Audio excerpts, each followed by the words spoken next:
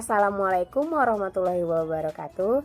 Kami dari kelompok 9 tentang Islam di Thailand akan memaparkan hasil diskusi kami. Pertama-tama saya akan memperkenalkan diri.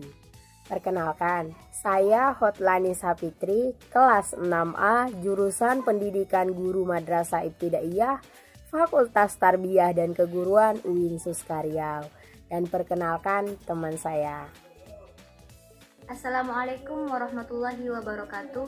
Perkenalkan, nama saya Nurul Hidayah dari jurusan Pendidikan Guru Madrasah Ibtidaiyah angkatan 2017, Fakultas Tarbiyah dan Keguruan, Universitas Islam Negeri Sultan Syarif Kasim Riau, asal dari Air Tiris, Kampar, Riau. Itulah dari perkenalan kami. Selanjutnya teman saya akan memaparkan poin-poin penting tentang Islam di Thailand. Kepada teman saya persilahkan. Baiklah, saya akan menjelaskan tentang sejarah masuknya Islam ke Thailand dan perkembangan Islam di Thailand. Poin pertama yang saya akan jelaskan adalah sejarah masuknya Islam ke Thailand. Ada beberapa pendapat tentang sejarah masuknya Islam ke Thailand. Yang pertama adalah Islam masuk ke Thailand diperkirakan sekitar abad 10 atau 11 melalui jalur perdagangan. Penyebaran Islam ini dilakukan oleh para guru sufi dan pedagang yang berasal dari Arab dan pesisir India. Pendapat yang kedua adalah penyebaran Islam di kawasan Asia Tenggara, dan salah satu negara di Asia Tenggara itu adalah Thailand, merupakan suatu kesatuan penyebaran Islam dari Arab pada masa Khilafah Umar bin Khattab atau dikenal sebagai teori Arab. Pendapat yang ketiga adalah Islam masuk ke Thailand melalui kerajaan Samudra Pasai. Ini dibuktikan dengan ditemukannya batu nisan yang berbahasa Arab di kampung Cikmunah, Pekan Pahang yang bertepatan pada tahun 1028 Masehi. Nah, dahulu kala ketika kerajaan Samudra Pasai ditaklukkan oleh kerajaan Siam Thailand, banyak orang muslim yang ditawan, dan salah satunya adalah Raja Zainal Abidin. Orang ini ditawan dan dibawa ke Thailand. Nah, orang ini akan dibebaskan ketika mereka sudah membayar uang tebusan.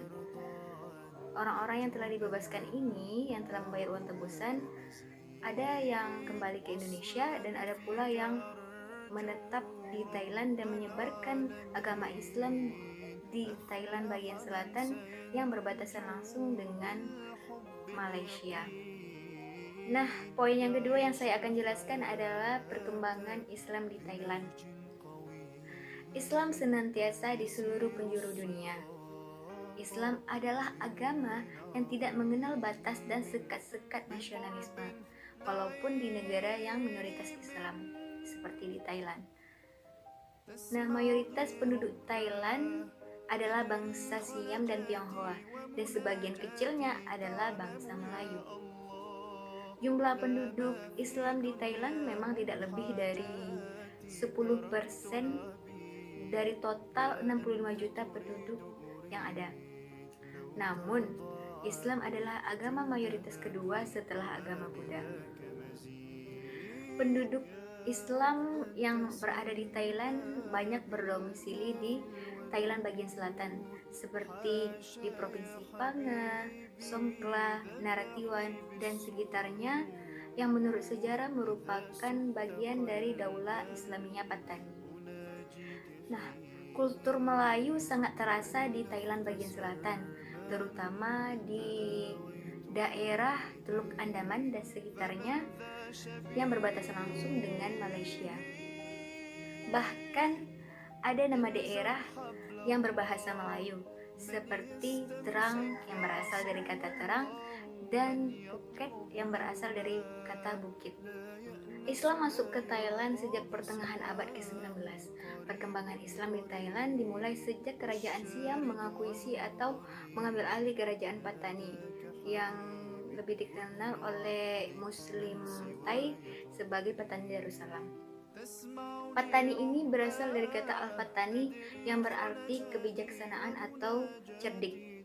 Karena disinilah banyak lahir para ulama dan para cendekiawan Islam yang terkenal.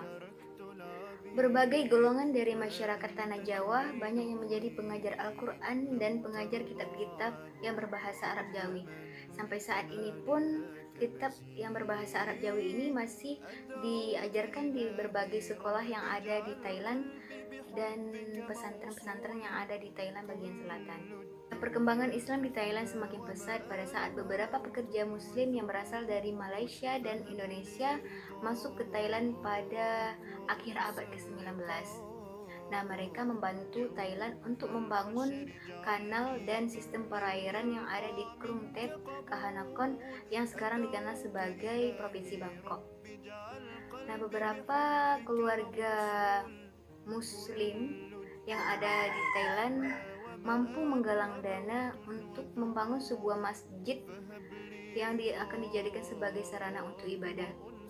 Nah, sebuah masjid dibangun pada tahun 1949 oleh warga Indonesia dan komunitas Islam asli dari Thailand. Nah, masjid ini dibangun di tanah wakaf almarhum Haji Soleh yang merupakan warga asli Indonesia yang bekerja di Bangkok.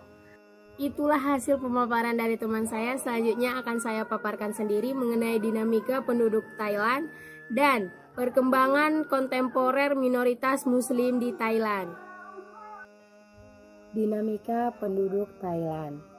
Jumlah penduduk muslim di Thailand sekitar 15%, dibandingkan dengan penganut Buddha sekitar 80%. Mayoritas muslim tinggal di Thailand Selatan, sekitar 1,5 juta jiwa atau setara dengan 80% penduduk, khususnya Patani, Yala, dan Narathiwat. 3 provinsi ini sangat mewarnai dinamika Thailand Selatan. Tradisi muslim sangat mengakar sejak kerajaan Sriwijaya yang menguasai Asia Tenggara termasuk Thailand Selatan. Thailand Selatan memiliki 5 provinsi, yaitu Patani, Yala, Narathiwat, Satun, dan Songkhla, dengan total penduduk 6.326.732. Kantor Statistik Nasional pada tahun 2002. Mayoritas muslim tinggal di 4 provinsi, yaitu Patani, Yala, Satun, dan Narathiwat.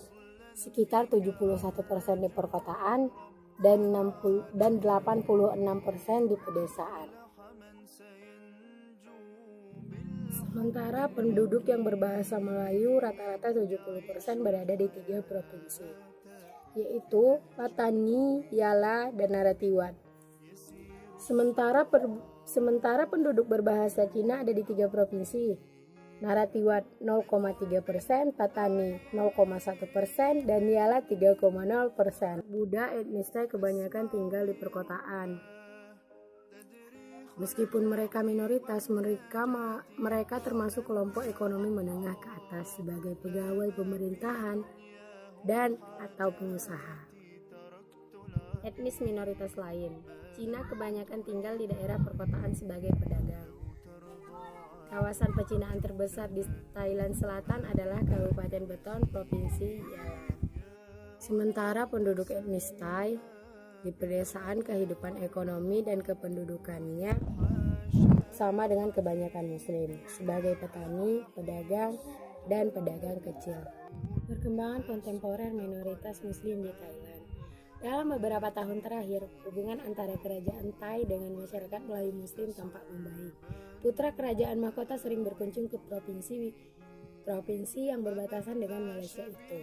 Perkembangan jalan dan gedung-gedung sekolah menandai adanya perhatian yang serius dari pihak kerajaan. Dan tak kalah pentingnya bagi Melayu Muslim adalah bahwa sejak tahun 1990, mereka mulai mendapatkan kebebasan dalam menjalankan syariat Islam. Namun, keinginan untuk memberlakukan hukum Islam di wilayah mereka itu masih harus memerlukan perjuangan. Hubungan pemerintah Melayu Muslim yang membaik ini tak dapat dipisahkan dari semakin segarnya angin demokrasi yang bertiup di negara-negara sedang berkembang termasuk Thailand. Seperti dikemukakan Abdul Rojak, seorang tokoh Patani, bahwa perubahan sikap pemerintah Thailand itu agaknya lebih karena tekanan internasional sehubungan dengan hangatnya isu hak asasi manusia atau HAM. Akan tetapi, meski pemerintah mencoba memperbaiki hubungannya dengan Melayu Muslim, mereka masih belum bisa menghilangkan trauma masa lalunya, terutama kalangan generasi tua. Kami masih ingat beberapa tahun yang lalu, untuk pakai kopiah dan sarung saja tidak diperbolehkan. Sehari-hari pun kami diharuskan menggunakan bahasa Thai, ujar seorang bapak naratifat mengenang pahitnya masa lalu. Kuatnya kesadaran masa lalu yang pahit ditambah oleh kenyataan masih adanya kaki tangan kerajaan yang menganggap umat Islam di kawasan selatan Thai seperti api dalam sekam. Konflik di Thailand Selatan sangat kental dengan nilai-nilai agama. Mereka melihat konflik ini adalah pertarungan Muslim, Melayu, dan Buddhis Thai. Kata Muslim dan Buddhis mengarahkan pada kuatnya pengaruh agama dalam masing-masing masyarakat. Apabila dilihat lebih dekat, identitas Muslim Melayu di selatan memang sangat kuat, khususnya di 3 provinsi, Patani, Yala, dan Naratiwat. Dalam 3 tahun terakhir, lebih dari 200 orang meninggal berkaitan dengan konflik di Thailand Selatan.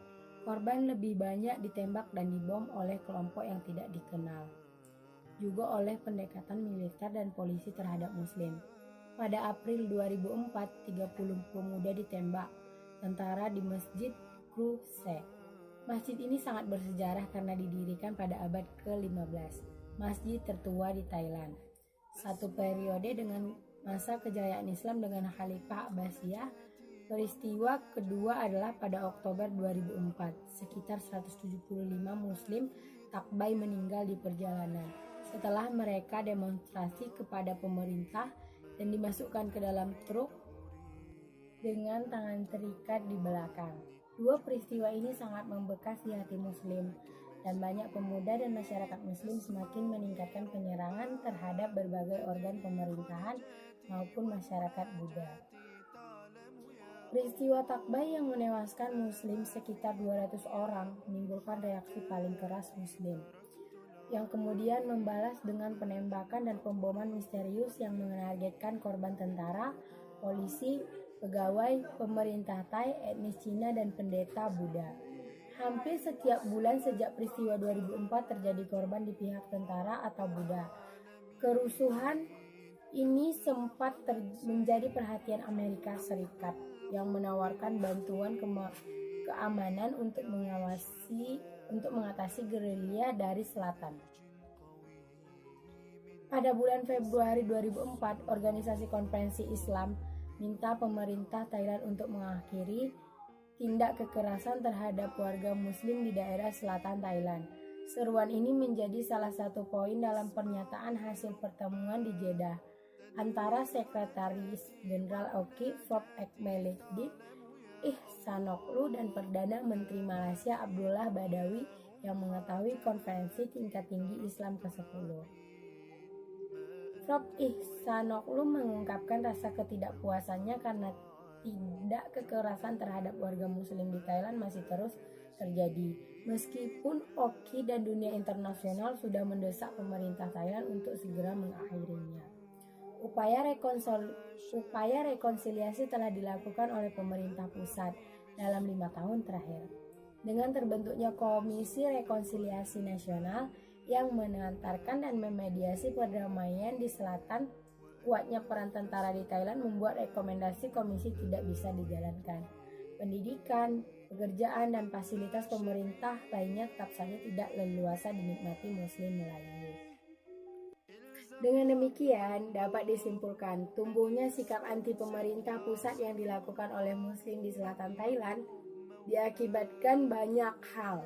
Kesenjangan ekonomi menjadi kunci atas terus berlangsungnya gerakan separatisme atau dalam istilah David Brown sebagai separatisme etnis.